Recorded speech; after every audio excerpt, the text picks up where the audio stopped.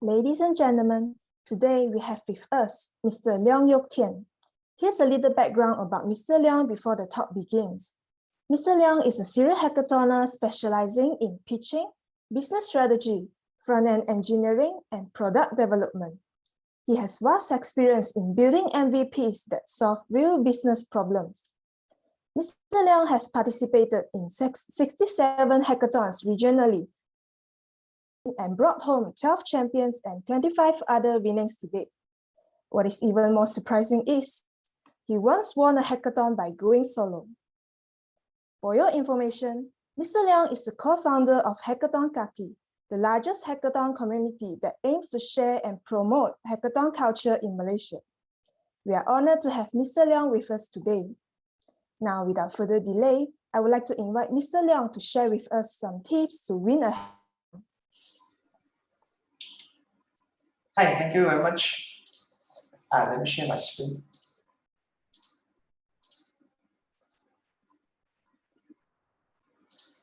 All right, I believe you guys can see my screen. So thanks for having me today, and thanks for all the participants that have taken your Saturday morning or the time that you are supposed to be like coding, doing stuff, and then join this.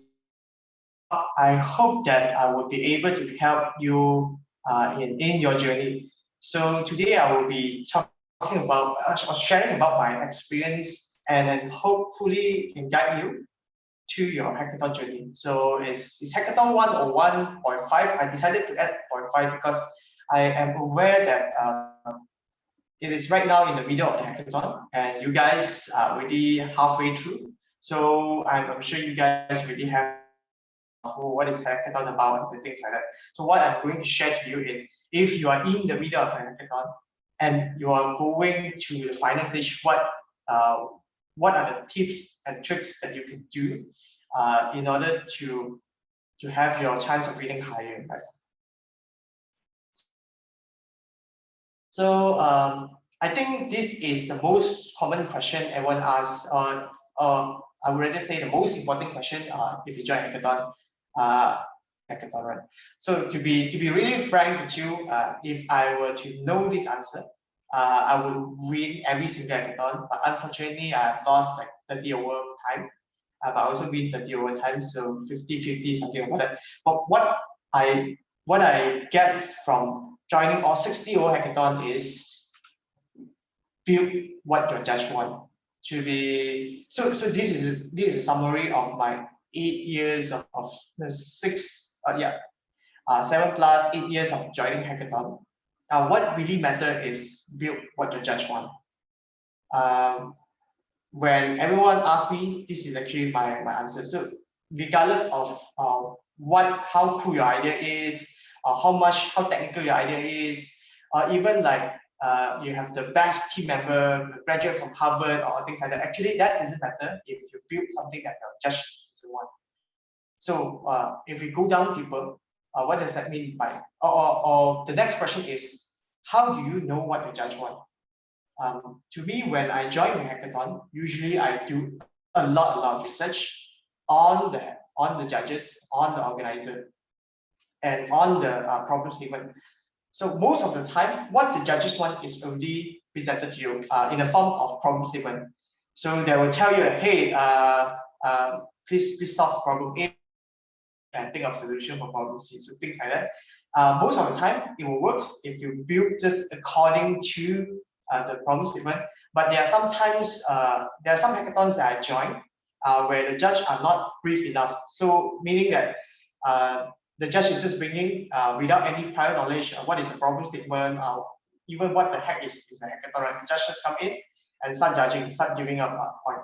So that is where also some of the I ran, I didn't want because I was just following the problem statement. In fact, the guy doesn't even want the problem statement. He doesn't even want to see problem statement.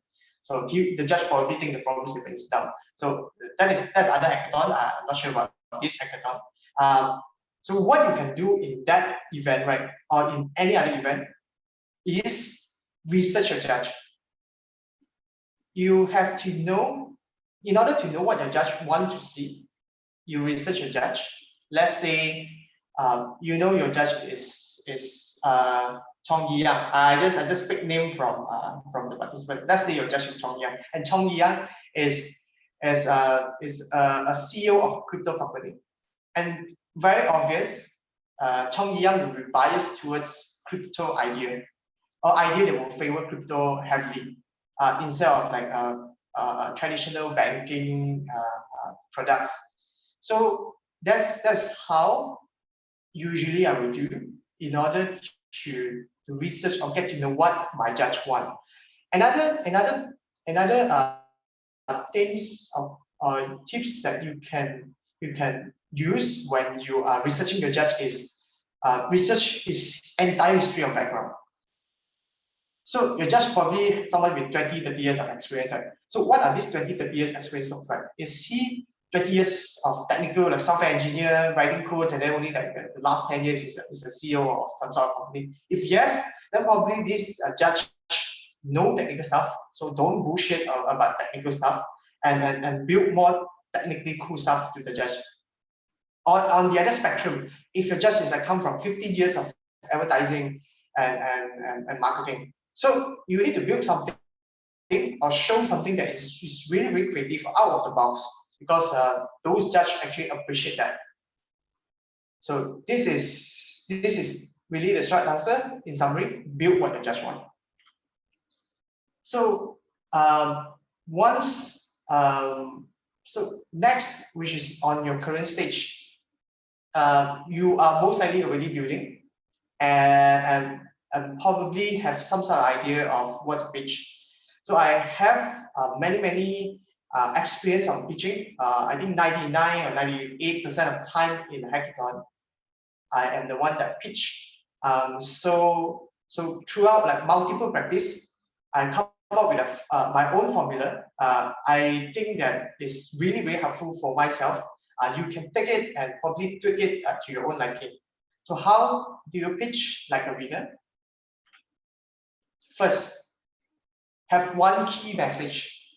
So what is pitching about, or what is communication about, or what my time with you in this Zoom about is only one thing, which is to convey my message or the things that I want you to learn to you. So your objective as a pitcher also same. You want to convey a message, information to your audience, judge, the participants, whoever the buyer segment is. And most of the time, we don't have luxury of time, which is like a month or a year to convince someone. So to make it perfect, it is recommended to have one and only one key message.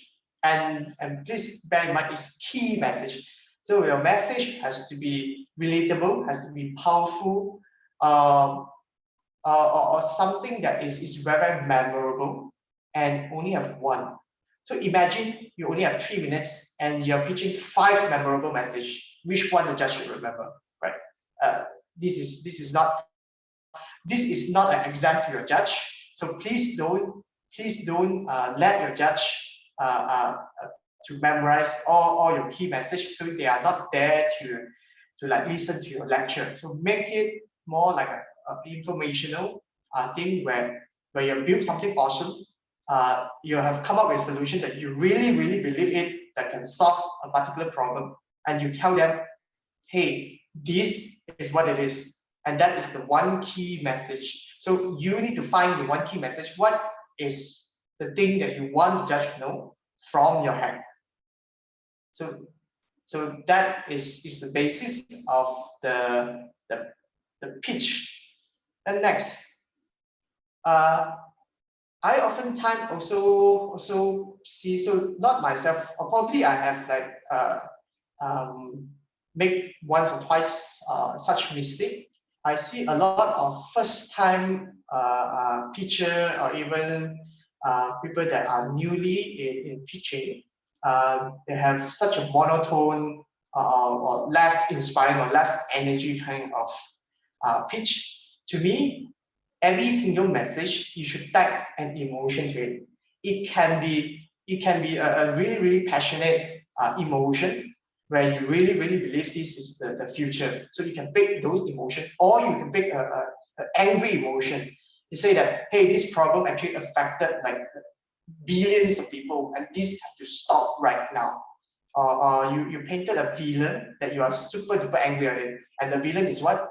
Climate change. So you should, also other emotion are not as powerful, but it's also makes your pitch very memorable, such as like funny or hilarious kind of emotion. So you can also make your pitch kind of like a stand-up comedy, I would say, because judges there for 3-4 hours listen to 20 pitch or maybe 15 pitch for the entire day. If you are the last pitch or the second last pitch, they are already really gone through a really tired day. So pick your emotion. You can leave them up. You can make them associate with you. So yes, when you craft your script, pick your emotion. And next, this is a very technical, very like textbook kind of pointer, which is your pitch flow. A typical pitch flow that would works for beginners. So if you are a beginner, if you want to play safe, you pitch it in such a way. You first say your problem statement, then you say your solution. How your solution solve the problem statement. Then the third is your demo. What you have built that have related to the solution that you have mentioned. And then the fourth one is you tell them all your benefits. Like after you demo your mockup or your mobile app or whatever, and then you summarize them. What are the key benefits of using your solution? So problem statement, solution, demo, key benefits. So those are the typical almost one size fits all safe kind of flow. You can have also other different flow that if you would like to challenge yourself. I would say flow/format. So I also have seen and also tried such flow where there's acting on it. I think this is a virtual hackathon, so probably a bit tougher. So when I'm on the stage, right, I will paint a story. So this flow, instead of like a normal typical flow, it becomes a story form. Example is like I say, meet Tien.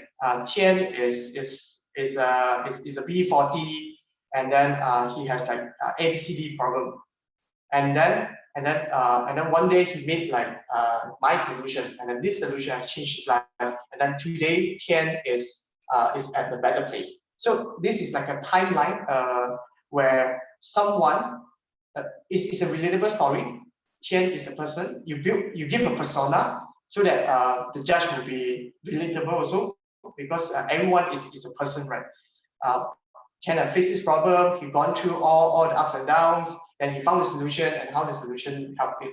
It kind of like the problem solution demo also, but this is on a story format where you put a persona to it. Yeah. So these are some of the flow of format that I have used and I have seen that is very effective. Okay. And one thing I also learned through a lot of pitching. So pitching, I do pitch for my own startup. I pitch for funding, and I pitch for basically tons of other competition as well. FAQ really matters. Is super duper matters. So what you should do is before even the pitching day, you and your friend, or even you get someone else, your friends and families or your group, and pitch to them, ask them to ask questions. You prepare the list of the question that most likely people will ask, and then you come up with an answer. Why do I say that? Because FAQ is really the time where if the judge are not convinced on your idea, they will try to shoot you. they will try to ask you, right? And this is your only chance to change the judge mind. If he think your idea sucks, he will tell you your idea sucks. And then because of he tell you your idea sucks, you know exactly which specific part that he think it sucks, then you go fix the sucks by telling him, hey, there are sometimes that the judge have misunderstand your pitch. That's happened to me time to time. Or there's sometimes that the judge just miss the pitch or miss that part of the pitch. We say, hey, this is how we solve a problem X, but they somehow just couldn't get it. Probably you speak too fast, or probably there's some distraction on his phone or message. So this is time where you can change the judge mind. And don't worry if there's not much question. There's only two reasons why there's not much question. One is your pitch is so good that the judge understand everything and they agree that your solution is the best, so they have no further question. Or second, they didn't pay attention at all, so they know nothing. If the FAQ is silent, don't let the organizer control the FAQ by saying, hey, if there's no question, go to the next group. Don't let the organizer control that, because you have the 3 minutes or 5 minutes of Q&A. Make use of the time. What I usually do is, if there's silence, then I will say, hey, judge, if I may add on. So instead of waiting for the question, because you have prepared like a list of questions that other people might ask, then if I may add on, I know that a lot of people ask A. You ask the question yourself, then you answer yourself. So it sounds a bit silly, you ask the question and then you answer, but it's better than just wasted the minutes and give it to the next team, right? So that is usually what a team do, or myself do. Okay, so this is the last topic that I want to touch. So at your stage today, I believe like 1 week hackathon or so, right? You have probably come up with an idea. So it's not advisable to change idea now. But if you truly believe that your next idea or the idea that you have in mind, but it's not built, is the best idea, then let's go ahead, just change your idea. I change my idea from time to time also, but it's not recommended. And then obviously you have a lot of things you want to build, and you have built halfway, or you probably only built 10%, and the pitching is coming soon. So you have 100 more things left to be done. So how can I unstuck myself? How can I go towards the path of victory? So to me, there's only a few pointers. First of it is just don't do it. It's very dumb to do 100 things in your head. Like I mentioned, you only have 3 minutes, 5 minutes, or 10 minutes of the pitch. You don't have the luxury of time to pitch every single features or every single function of your app or of your idea. I know that your idea can be like 10, you can solve like 10 ways to solve a problem, but the judge or the pitching time just doesn't have that time luxury for you. And second, the mind of the judge, the brain, the space, the capacity of the judge just doesn't have that much to fit all your features into their mind. They already fit like probably 5, 10, 20 features from the team before you. Please just do a favor to the judge, just give them 1 feature. Really. I make a lot of mistakes where I pitch 3 key features, and these 3 things will help to solve the problem statement. But most of the time, these 3 things are fighting among each other to get a space in the judge brain. So really have 1 key strong point. You probably can have a sub pointer, but have 1 key strong point. Don't let other sub pointer or other sub feature to overshadow your key feature. 1 and only 1 key feature. The rest of feature is only support the key feature, or you just don't pitch it at all. Just don't do it. Don't build 100 things. It's dumb. Even though you have a year to build, it's dumb.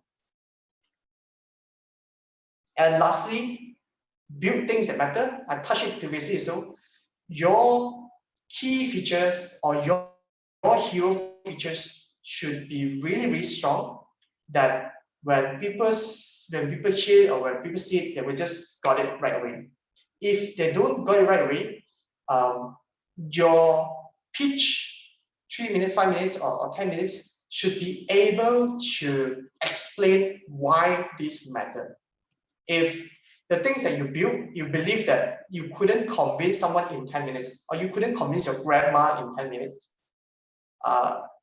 I think either you have to attend a masterclass on selling or negotiating and pitching, or just I don't recommend change your idea, but I do enhance your idea, level up your idea. So in one specific hackathon, where I think of an idea, I pitch to the mentor. So always use a mentor time, keep on pitching to people, and the mentor tell me that, hey, your idea is very, very normal. While not many people do it, and it seems like a cool idea, but it sounds too normal-y compared versus to all the ideas that the mentor have listened to from other groups. So what they have pushed me and my team is we level our idea in the middle of the hackathon. We already built like maybe 30% of that, but we didn't change the idea, but we make our original idea much better. So what you can do today, if you think that your idea still doesn't hit the key message I mentioned, that you couldn't convince your grandma in 10 minutes, then this is the time where you think about your idea. How do you level up it from whatever it is today, A, become A+. So so if you are in this situation, I hope this will help you. So basically, that is the end of my my sharing. Is intended for half an hour or so, and right now I would like to open to the floor to ask me question. You can ask any generic question, or you can even ask your idea specific question. If you're afraid that your competitor will steal your idea, which I don't think is likely, you can DM me. Yeah. Oh yeah, by the way, please join 𝗂𝗏𝗏𝗁𝗏𝗃 Facebook group.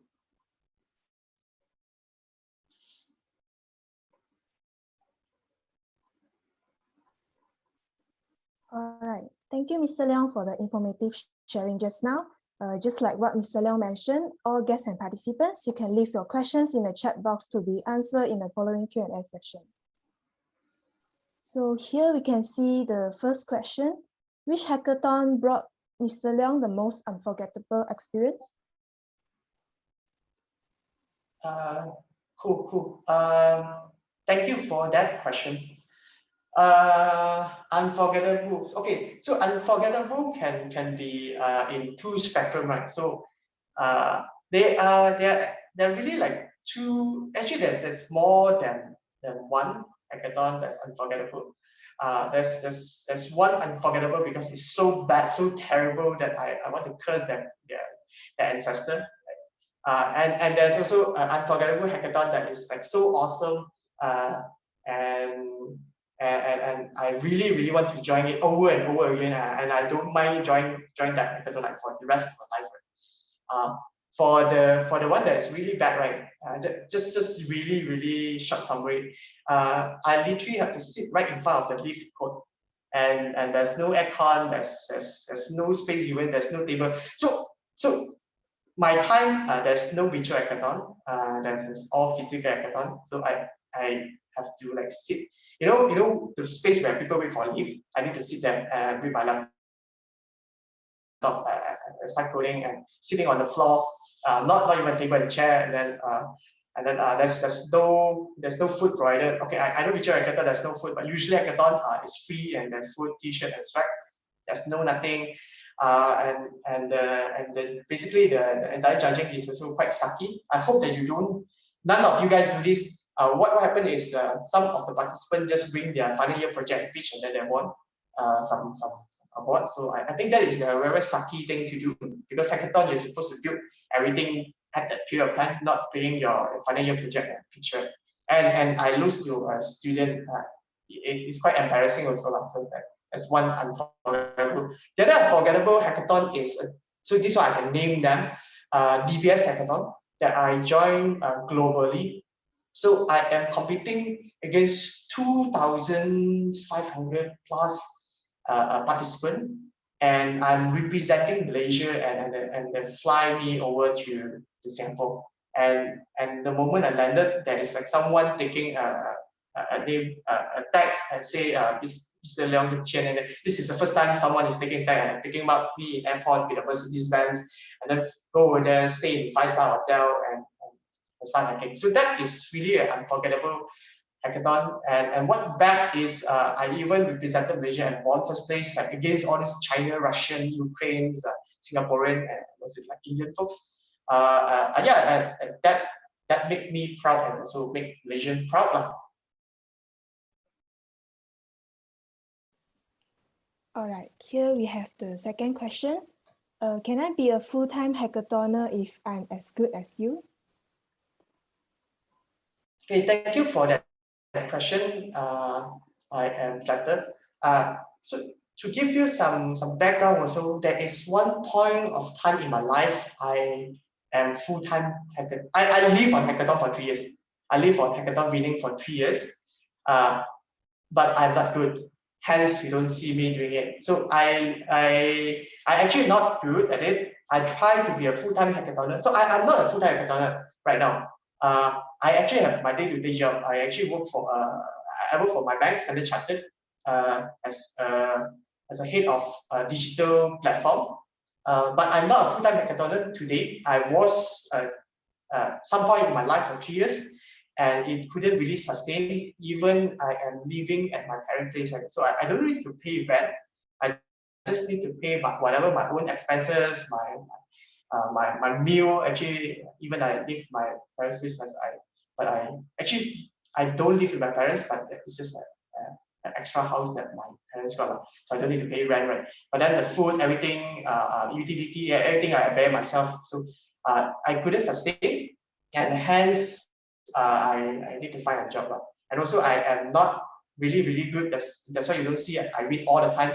I think if I win all the time, I can be full time, but I don't win all the time. But don't be discouraged. Because today they are virtual hackathon, you can earn some USD, you can earn some SGD. So they are hope today for you guys. Probably not for me, yeah. All right, then we have the third question here. If participating in algorithms hackathon, do you prefer using C++ or Python?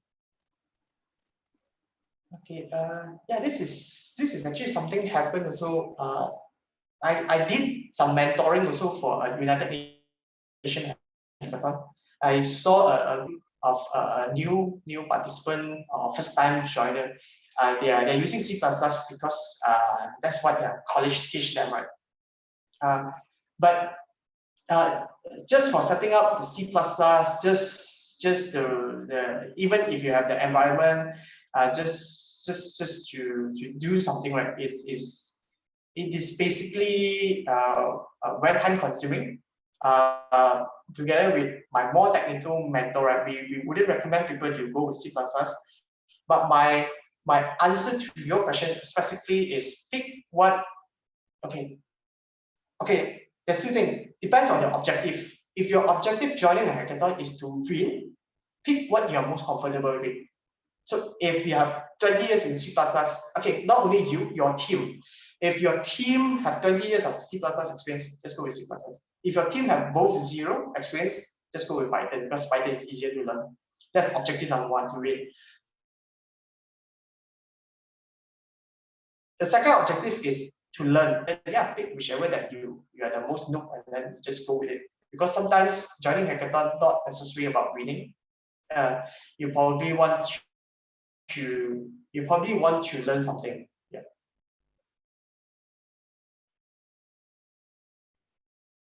Okay, so the fourth question here is, may I know what are the common mistakes hackathon newbies will make? Oh, okay.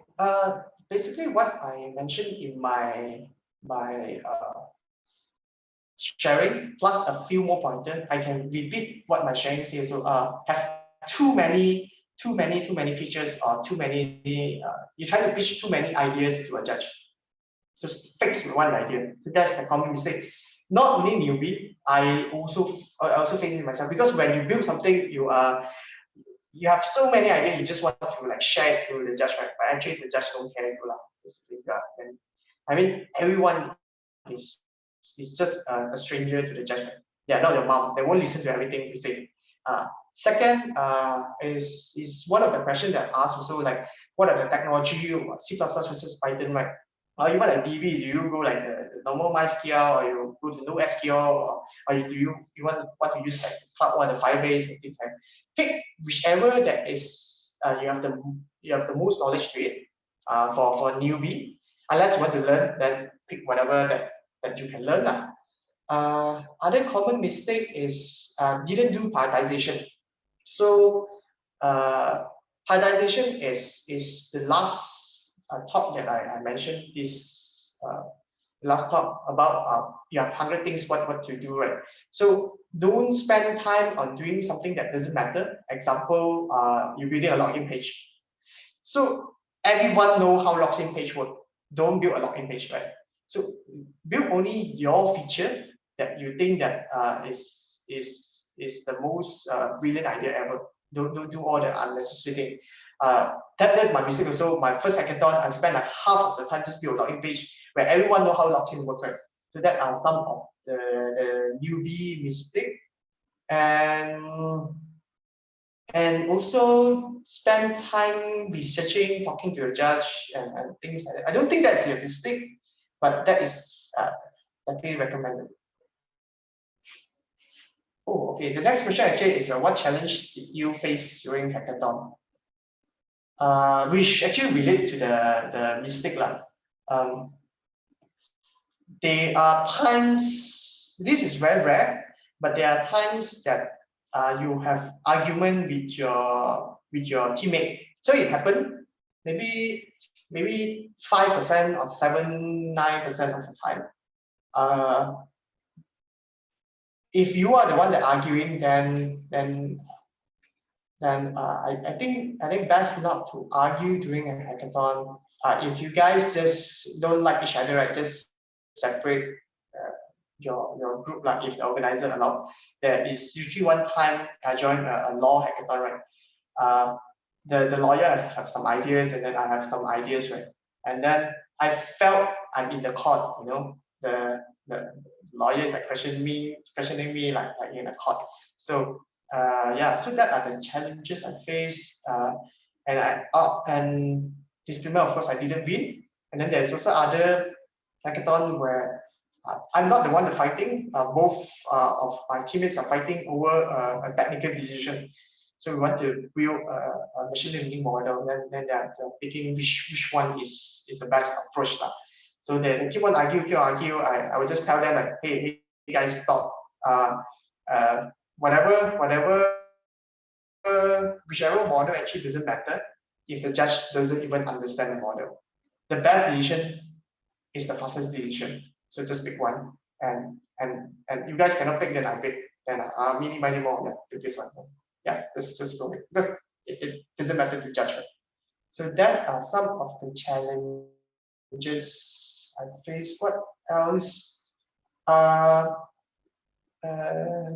Challenges. Of course, there are also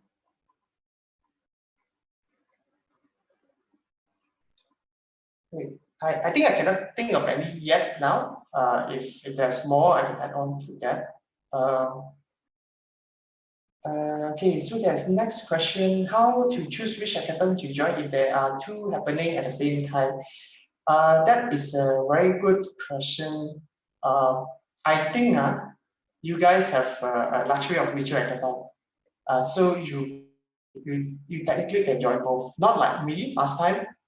Is only physical, so I cannot split myself. I literally cannot split myself in two hackathon. So even today, actually, I did join like I think 3 hackathons at the same time. Yeah, so it's totally doable. Just manage your time well, and I have my daily 9 to 5 job also. You have to pick. I mean, you have to pick someone that you can rely on as a teammate. So my teammate also have a 9 to 5 job. They all have, but then they only join one hackathon. I am the person that joined 3 hackathons because each hackathon I have different teammates. So yeah, that's the way where you can rely on them, and then they can rely on you as well. I did join 3 hackathons at the same time, not 2, but 3. So it's possible. If you think you are up for the challenge, just go ahead.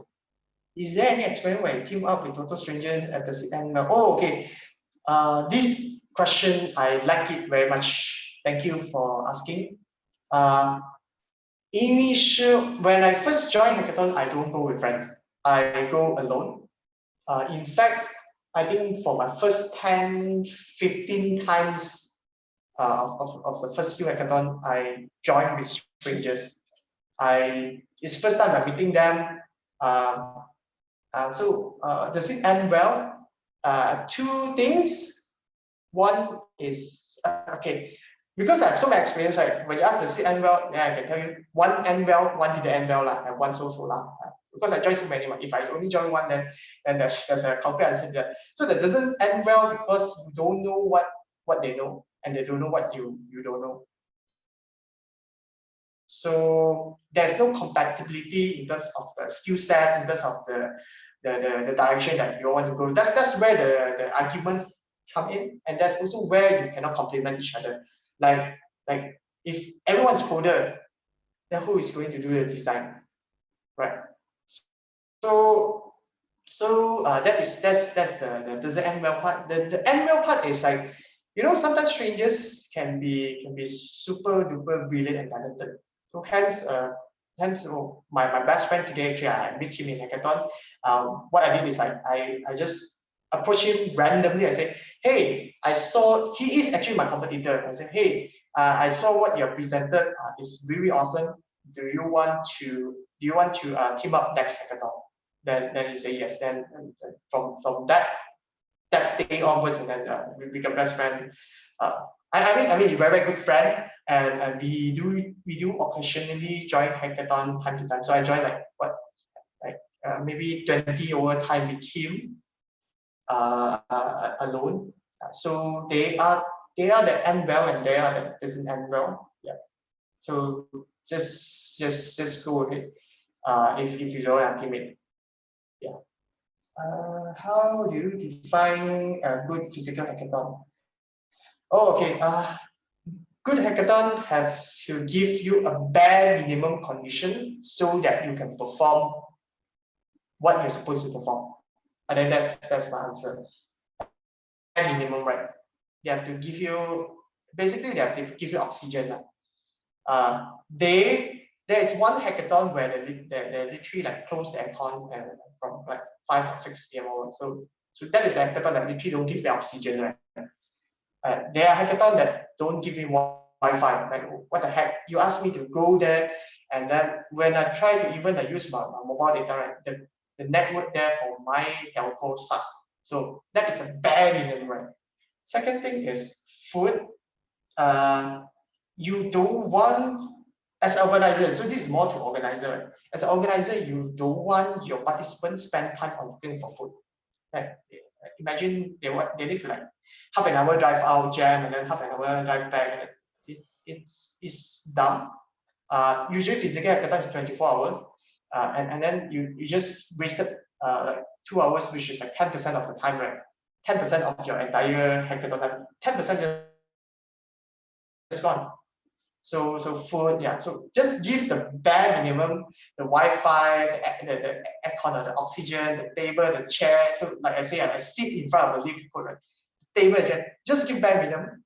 That is a good. But what separates good and great, right? The great hackathon where you have a lot of helps, good prize money. I know the largest hackathon ever held. The champion will get 1 million $. So unfortunately, I didn't get a chance to join the hackathon at all. I did apply, and then I wasn't selected. Like there's a pre-selection criteria. So that is like a great hackathon, and then you are giving your participant like all those unlimited snacks, beer.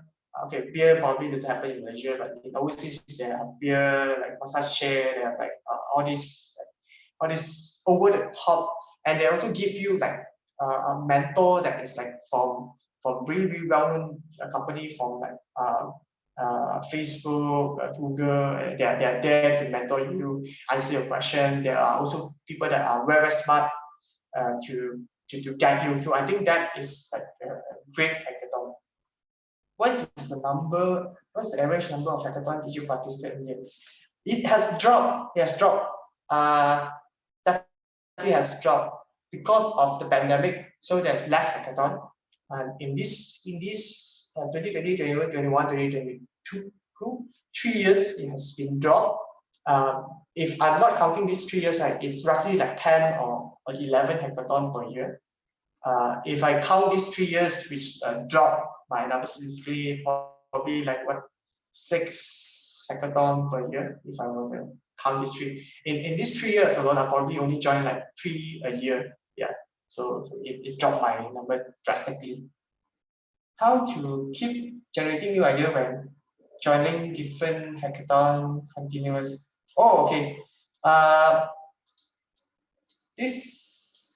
got this question also a few times. I think there are 2 things. One is I am naturally I would consider myself naturally a creative person, or people with tons of ideas. I'm not sure whether you explain this yourself or not, or you have seen anyone like this. I'm literally someone that couldn't sleep and just think of new ideas. There are even times that there are one hackathon idea that I literally got through my dream. No joke. While I'm sleeping, I dream of something, and then I suddenly just jump up, woke up, and then I just open my notebook and write down. And then I go participate the hackathon with this idea, and I won. What is that idea? Right? So all my idea is freaking crazy, especially the early days. Basically, a music player for deaf. So how does a deaf person enjoy music? Yeah. So when I was sleeping halfway, then when I was sleeping dreaming, then suddenly I thought of an idea. Yeah. So that idea literally come from there. Then like shower thoughts, you know, if you are someone that have like all these random crazy ideas during shower, then yeah. So one pointer is I'm naturally a curious person. Think of a lot of time, even while I'm still thinking idea. That's one. The second pointer is, if you're not like me, or maybe kind of borderline like me, you would like to think yourself as a creative person, but you haven't get enough creative juice, right? Then this pointer too would help you, which is practice. I think creativity, or even the ability to think of new idea, right, is like a muscle. When you train it over and over again, then you will get better over time. So what does that mean, right? Join hackathon. If you join hackathon, you're forced to think a new idea. And then you join the second hackathon, you're forced to think another idea. You might start like the 5th, 6th, 7th hackathon, but if you go to like your 21, 22, 23, 24 hackathon, you suddenly think that, hey, actually thinking a new idea come natural to you. And also, just to be clear with you, I don't come idea just like that. There are times where I am sitting with my teammates, we're brainstorming for 4, 5, 6 hours, and nothing come out. So that is perfectly normal. But what matters most is, at the end, there's still an idea, idea worth building, I would say. Yeah. So if you do it over and over again, eventually you will be good at it. That's what I truly believe in. So yeah, keep doing, keep trying. Not necessarily hackathon. Maybe just join another competition, or things that will force you to think new idea. Is there any format to win an hackathon, I think I just say like right in the beginning, right? The format is to build what the judge want, to pitch what the judge want, to say what the judge want, and answer what the judge want. What the judge want is actually matter the most. I see judges that doesn't even look at the scoring criteria, they just randomly score. So I was a hackathon organizer myself also before. They just don't care. It's like, Allah, this scoring criteria, I don't have time to see. I say you win, you win. I say you lose. They are judges like that. They're judges like that. So it doesn't matter if you follow the winning criteria, you follow the problem statement or whatever shit. Just build what the judge want, and how to do that. You can listen back to the recording like I already finished. If you have participated in 2 to 3 hackathons, do you believe you could complete all projects? Okay, so one thing about hackathon is, to me, is more on a teamwork than a solo program or things. It's a team sport. So it's like a question at, do you trust your teammate? It is basically the same question as, do you trust your teammate? So I trust my teammate could help me to deliver feature A. Or I trust my teammate that can code the UI UX design. Also some context. So in more recent hackathon, especially after the during the pandemic started, in a hackathon I do less coding. The coding I do probably very minimal. The front end stuff, styling and all that. So I don't code that much. And the 3 hackathon basically happened during that period of time. So I have my teammate to code most of the thing, if not all. I usually do the design. I usually come up with the idea, and I usually is the one that pitch. So it's like, do they believe me able to come up with a design and pitch for all 3 projects? At the same time, do I believe my teammates can build whatever I designed for them? So I would say that I trust all my teammates, and if that doesn't happen, I will jump in and do whatever I can. And also, all the online hackathon today, you have like a week or a month time. It is definitely enough time. I believe that if I don't have a full-time job, I can even participate 10 hackathons at the same time. If every single of them is a 1 month time frame. Is there anything you join? Is there any time you join a hackathon where you have an idea that you felt it's mediocre? How do you tolerate with that? By the way, that talk was great. Thank you. Oh, thank you so much. 𝗫𝗵𝗺𝗁. Sorry if I butchered your name. Mediocre. I would say yes. I would say, is there a time? I would say yes. I'm trying to recall which one. But if I remember correctly, if the idea is mediocre, okay, there are a few scenarios. So one is, I believe the idea is good, but the actual fact that I look back today, probably is mediocre as well. So I was naive back then. I think everyone here who are not right, when you're a beginner, when you're a newbie, right, you think that your idea is the best thing in the world. But for the expert or for the judges, they have already seen this idea for 10,000 times or even better idea. So there's one scenario. The second scenario where not necessarily the idea is mediocre, but I think there's a way to level up this idea. I mean, I really saw the next level of the idea, the idea on display, right? But why do I go ahead with the less theoretical idea, right? Is is based on the research we do on the judge. The judge is come from traditional background. They couldn't accept the futuristic thing. Yeah. So that is a strategic decision.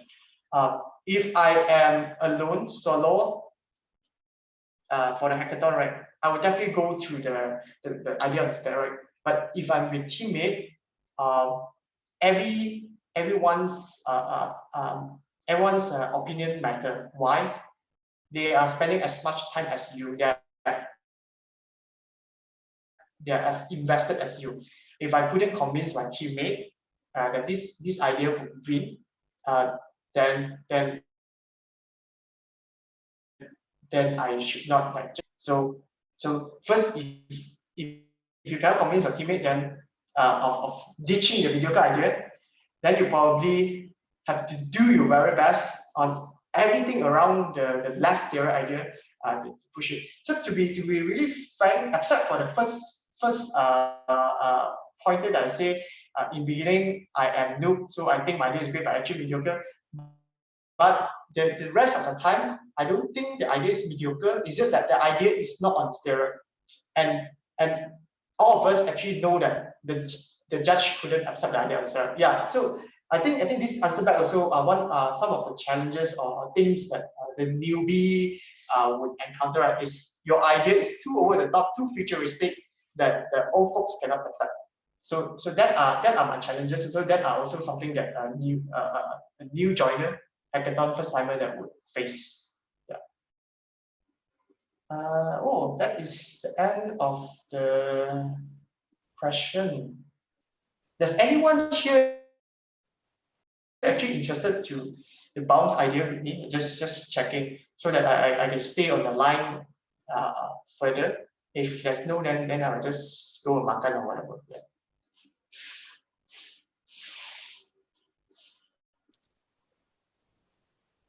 Anyone?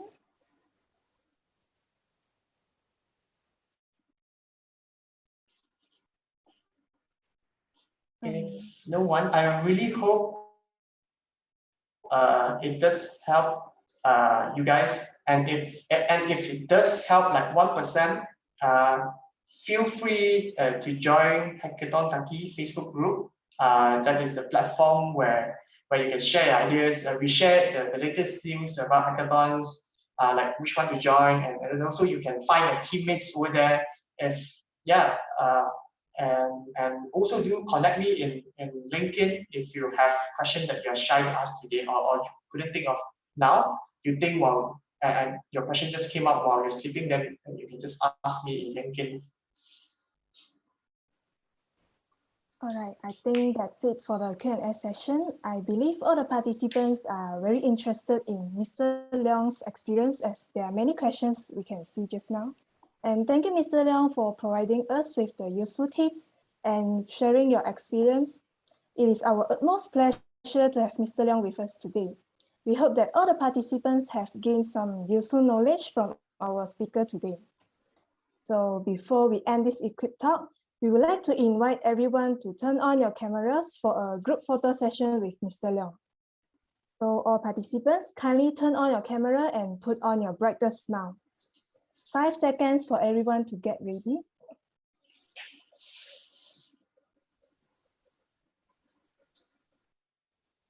Mr. Leong, I think maybe you want to stop sharing your screen so all the participants can see.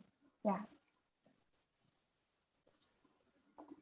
All right, is everyone ready? So on the count of 3, 3, 2, 1, say cheese. Okay, another picture, freestyle. 3, 2, 1. All right, thank you everyone. Sadly, this talk has come to an end. Thank you everyone for spending your time with us this morning. We truly appreciate your presence and we hope that everyone has gained something useful throughout the talk with Mr. Leong. Have a great day, everyone. Thank you. Thanks for having me. Thank you, Mr. Leong, for conducting the talk.